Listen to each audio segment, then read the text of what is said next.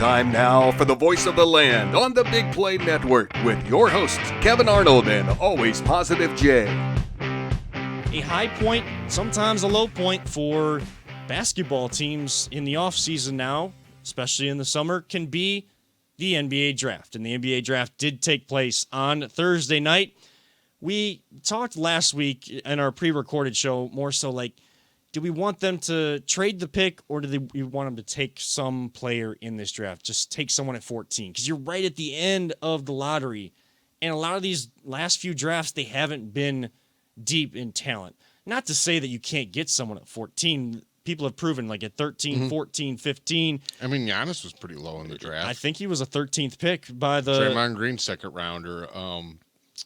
Who's the center for the Nuggets? Jokic? Yeah, I think he's second round pick too. Right. So you can have success down there as long as you have the right people in place. It's only 2 rounds. The NFL draft is 7 rounds. So you already know first 3 rounds there, you're getting starter level talent still. Like that's how deep. The NBA used to be 7-round drafts. Yeah. The great Gunther Banke out of Germany was once drafted out of there. The only player I've ever seen in any sports with my last name drafted by the Cavs. I'm like, that's freaking awesome. I mean, and that's the thing. I mean, baseball's what, 50? They dropped it to like only 5 during Baseball COVID. is like the draft that no one gives a crap about at all because that is the big. Even your you first can't pick is a complete crapshoot. Right. You can't and you say don't know what they'll be for like 5 years. I know, but you can't say no one cares. Like I actually admire the people that go deep into the baseball statistics, analytics of it all, but also like the draft prospects and knowing like in the 38th round, the Cleveland Guardians select Joe Smith or Joe but, I mean, whatever. If we're being realistic, no one is watching the baseball draft on TV, really. And I mean, when I say no one, very small amounts. Do they put it all on TV? Like, is it on I don't know. MLB It means TV? baseball. They don't like to advertise anything they do for fun. So I mean, there's people that, again, we've even said it. I know it sounds crazy, but there's people that don't know who Mike Trout is. Yeah. But we are talking basketball. We are talking basketball. Again, there's 50 rounds in baseball, 7 in the NFL. There's only 2 in the NBA, and you know by the time you get to the second round, it's a lot of draft and stash guys. It's your G League guys you're hoping turn into something. Just taking a shot on someone like you do in the 5th, 6th, 7th round of the NFL. So by the time you get halfway through the NBA draft, you're already through 3 rounds of the NFL draft. That's what they're telling you or at least that's what we've seen. Talent-wise, success level-wise, the amount of people that have success of guys coming in and having that immediate impact. You're in the lottery. You're hoping that at least the first 15 picks are going to be impactful players for your team.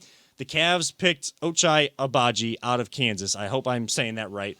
I will make sure I get the pronunciation right. I know it's Agbaji as his last name. Sounds like a 3-and-D guy, and that's what we thought. Exactly what we needed. That's what we kind of looked for.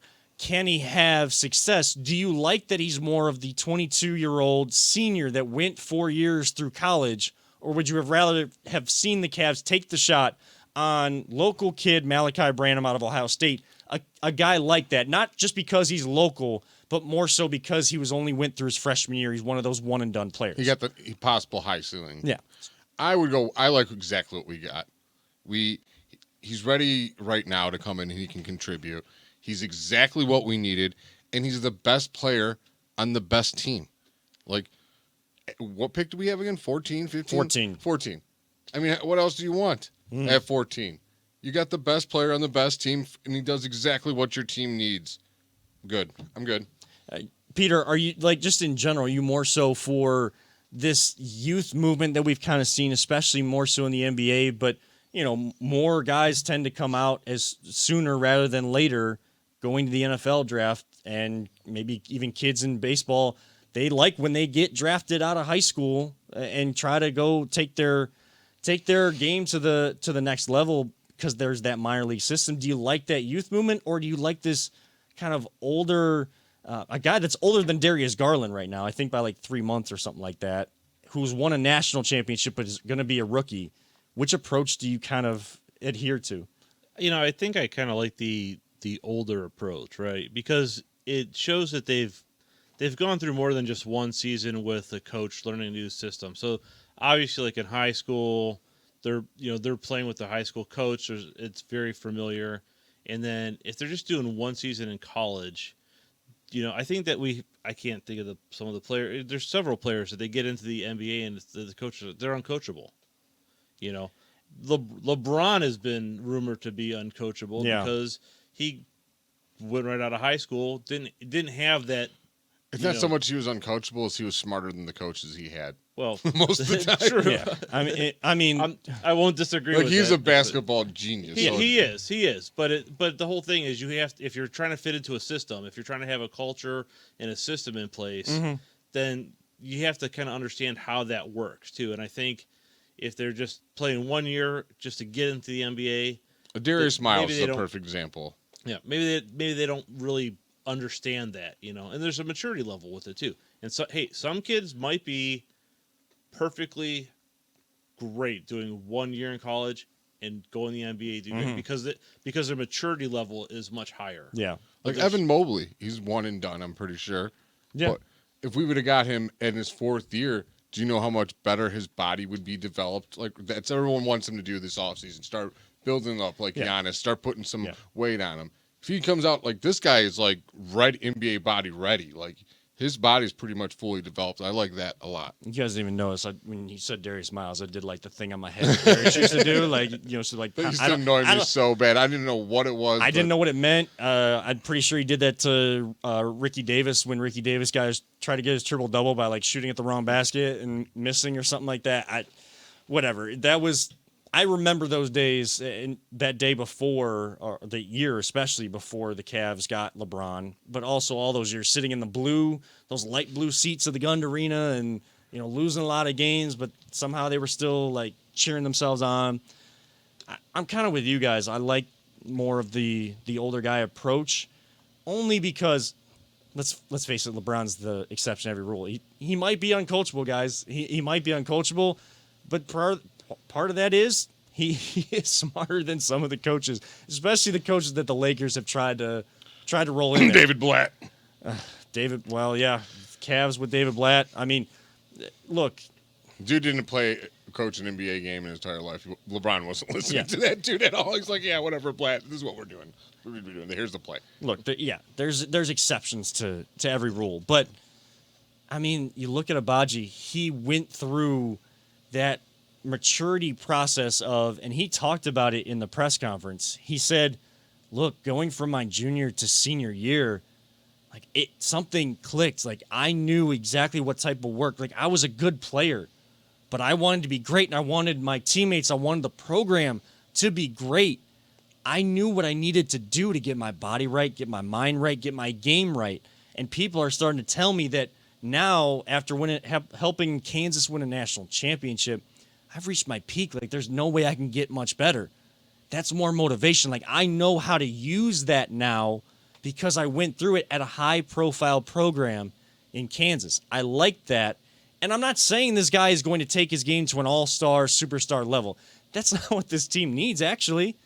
They need a piece. They need a guy that's going to fit into his role. A wing defender and a guy that can hit the open three. This guy's perfect for it. And don't get me wrong, I've seen his highlights. This dude can dunk too, man. He had a hell of an alley-oop in the one highlight I saw.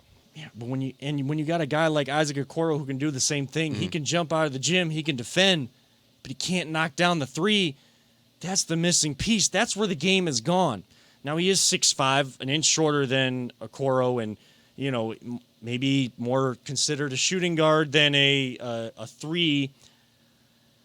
And I know that positionless basketball gets thrown around and maybe in a cliche way, but look, they have 3 7-footers on the floor at one time. They have Lauri Markkanen playing the three, and then if you go small and you bring this guy in and he shows he can defend some of those bigger 6'7", 6'8" threes, if we're going to go back to positions, the actual small forward, if he can show he can defend that in the NBA, knock down the three, he's going to stick around. That's a role now. That doesn't just make you a superstar. Like, that's a role. Playing defense is an actual role now. I mean, role players, Shaq says it all the time. Those are the guys that win you championships. Of course you're going to need all-stars, but if you ask Allen Iverson how much he would appreciate having more role players. because he was an all-star with no one around him, Yeah. but a bunch of just regular guys, dude. He had nothing. Boston does not make the finals. And I know I kind of made comments about Boston fans, but to be honest, the Celtics have had a long history of getting the right guys in there. You got your superstar type players in Jaylen Brown and Jason Tatum. Do you think they get to the finals with them without Marcus Smart playing defense the way he did? Or Al Horford hitting all those threes. No. And they don't get there because you need players like that. So at pick number 14, if you want to go what is considered the young route by making a pick instead of trading for a viable veteran, okay, I'm good with it because you have a guy that's kind of gone through the rigors, the pressure of winning at a big program, and they won a national championship. Now, winning a national championship is nowhere compared to winning an NBA championship, but the mentality of how hard that is to do, that's more motivation, more of a guy that's driven to help his team do what he needs to do to get them to the mountaintop. And that's what we want the Cavs organization to strive for. We don't want to be only up to like the fourth spot in the Eastern Conference. Just because we don't have LeBron, the aspiration should still be, hey, we did it once with a superstar. Who don't we have? We don't have LeBron James. Did you hear a little rumor? Well, I'm not getting into. We keep things in reality. I'm not getting into. I know you've been working out. I'm not. I saw the when the workouts time with comes, K-Love. we'll talk more about that. Yes, if it actually comes to that, would I take him? Absolutely. Is he here right now? No. And this is a team being built as a team with some young stars. And You know what I love about their youth movement too is when all these guys come into their prime, all those other teams that are like the Warriors are going to be coming down. LeBron either is going to be here or he'll be done. Dude, there ain't no one stopping this team. Like who's the team that you're just the juggernaut right now? They're all pretty even. in the East, there's really not one. And Father Time is undefeated. LeBron has said it. Like Milwaukee's beatable. The Heat, beatable. Yeah. Boston, beatable. I told you, I swear I believe in this. If we were healthy, we could have went further in those playoffs. I don't know if we would have made it to the finals, but I would have put us up against any of those teams in the East. I just want the Cavs, when they play next season, to have that same drive, the same youthful energy that we saw this season. Don't be like, oh, we were just a game away from making it. So I want that pain. I want them to feel how close they were. And like you said, let that drive you. Drive you to the point that you feel like you should be at. It starts over. Everybody goes back to 0-0. You don't get to start where you ended last season. So you better have that same drive. And next the rookie, season. he's been there, man. In college, he saw what it took to have to win a championship in college. That helps. Yeah.